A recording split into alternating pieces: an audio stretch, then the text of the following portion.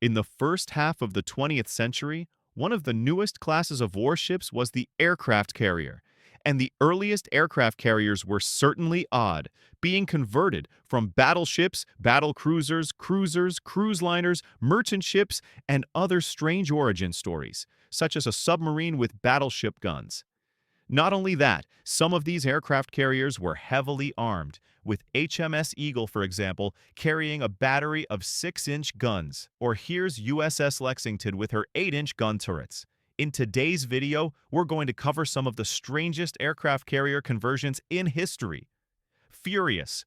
First up, we're looking at a carrier from the United Kingdom, and probably my favorite on this list, HMS Furious, to which I might spend a little more time on.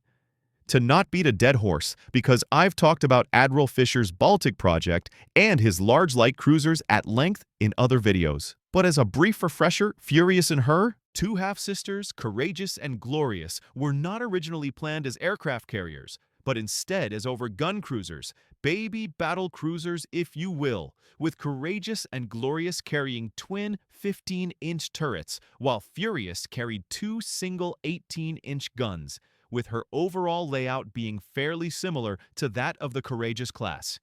And out of the three, she was the first considered for conversion work as the Baltic project did not come to fruition, and with her extremely light armor and large guns, she wasn't suited for fleet work.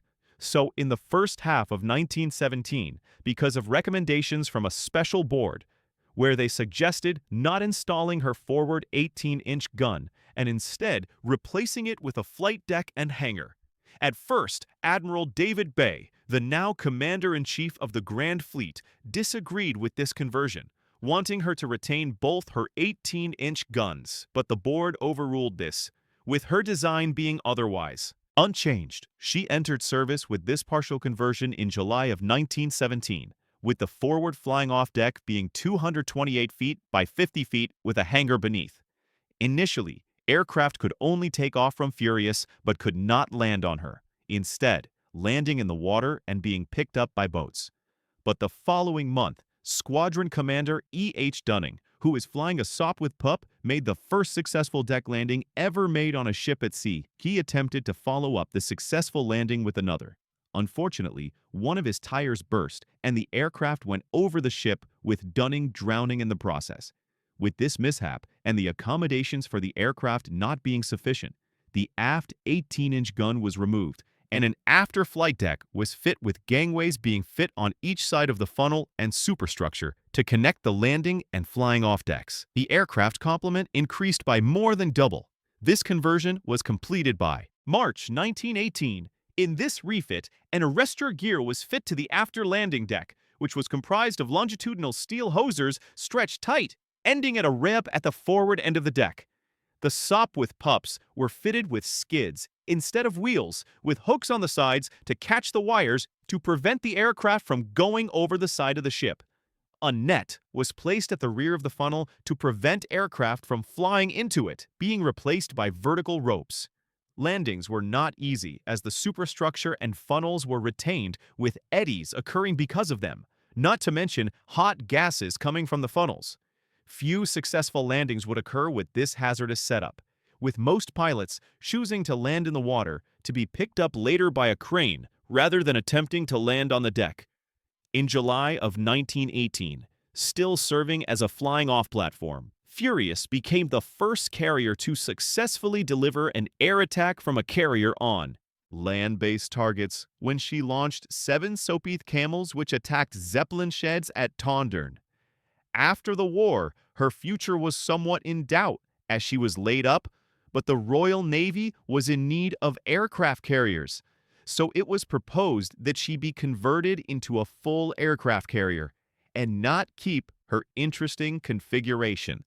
So in 1921, the director of naval construction, Eustace Tennyson Daincourt, decided to go through with the conversion. The conversion called for the ship to be cleared down to the present hangar, and in its place, 2 large hangars would be built, one on top of the other. The lower hangar would be an odd shape containing workshops and offices. It was between 35 and 50 feet in width and about 550 feet in length, while the upper hangar would be 50 feet in width and 520 feet in length. Furious was supposed to carry 60 aircraft, but in reality, she carried no more than 36 at a time. Two lifts would serve these hangars. These two lifts served multiple flying off points on the decks with a length of about 340 feet. In the process, the funnel superstructures and masts were removed, and she was given a clear flight deck through most of the forward section, sloped slightly upward to help slow down the aircraft. The nose of the upper flight deck would be rounded off, as experiments showed that it provided better aerodynamic conditions. The original flying-off platform was retained as another takeoff platform and was intended for small fighters to be flown off from this lower deck. Safety nets would be provided on each side, and palisades, or more simply, large barricades, were added on to do the same job. Cranes were provided on the ship's rear, so that the ship could work with seaplanes. The considerable rise in freeboard, exposing the ship to more wind surface, necessitated Furious to have heavier anchors and cables than would be required for a vessel of such size. Armor would not change much, besides then. Addition of a 5/8 in thick flight deck and underwater bulges similar to those found on Royal Oak. The navigation arrangements were fit to the fore end of the upper hangar being duplicated on either side of the vessel, with a gangway connecting them. The armament was to consist of 5.5-inch guns, including 6 high-angle guns, as well as 3-pounders and machine guns. Machinery spaces remained where they were, but required new horizontal arrangements for the discharge of gases aft. This reconstruction would take place between June of 1921 and September of 1925. Furious went on to serve with the Royal Navy throughout the interwar and through the entirety of World War II. Furious did see several upgrades throughout her career, including the addition of an island structure. Furious is on this list because of her 3 unique conversions and just how odd she looks after the addition of her second flight deck. Langley, the next carrier on the list, is the USS Langley. As other naval powers of the world experimented with aircraft carriers, the United States looked to experiment as well. Not having battleships, battle cruisers, or large light cruisers to convert, not yet at least, the United States turned to the fleet collier USS Jupiter. The ship started life as a collier built for the U.S. Navy, with the distinction of being the first turboelectric ship in the United States Navy. Jupiter had a standard displacement of 19,360 tons and would have a top speed of around 14 knots with its twin turboelectric motors. She was laid down in 1911, launched in 1912, and commissioned in 1913. The purpose of Jupiter and her sister ships was to support the growing U.S. fleet and expand their range by supplying the coal the ships would need to go long distances. She was commissioned and stationed on the Pacific coast of the United States until October 10, 1914, where she used the newly built Panama Canal to move from the Pacific to the Atlantic and made her way to Philadelphia. Before World War I, she was attached to the Auxiliary Division of the Atlantic Fleet and cruised in the Gulf of Mexico. When the United States joined the war, she was assigned to the Naval Overseas Transport Service. She was to transport coal, as well as transporting soldiers from the United States to the European theater, foreshadowing her future career as Langley. She transported a naval aviation detachment to the UK. After the war, she first stopped off in Norfolk in August of 1919, where she was transferred to the West Coast, but recalled because of her conversion to an aircraft carrier had been approved.